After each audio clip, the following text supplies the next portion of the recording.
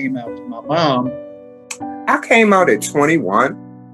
I didn't have any clue that I might be a lesbian. So it was a very, very difficult time. And she accepted me, and she told me that, you know, she still loved me and was going to love me. Some friends were acceptable, some family were acceptable, and some weren't. Till the women's movement.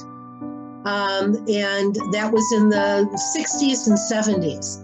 And it was as a result of people actually speaking the words, whether they were derogatory or not. And I was one of those people who said, "What's a lesbian?" You know, that was the point that I was like, well, I can care less than a damn what anybody else think, you know, because that was the most important person in the world to me.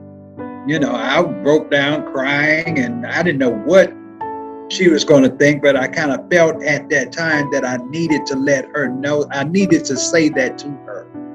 My brothers was like, "We love you. You won't ever talk about that to us. We don't talk gay stuff."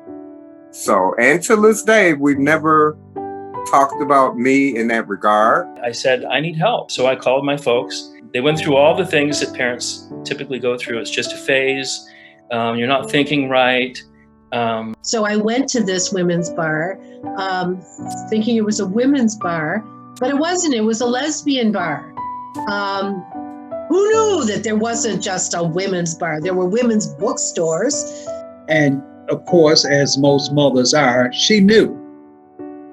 She just didn't know how to say to me that she knew that I was different.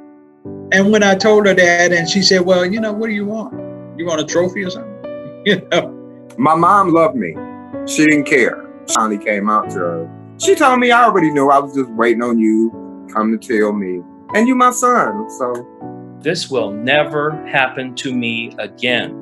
I will never be secret again. They will never hold this over my head again.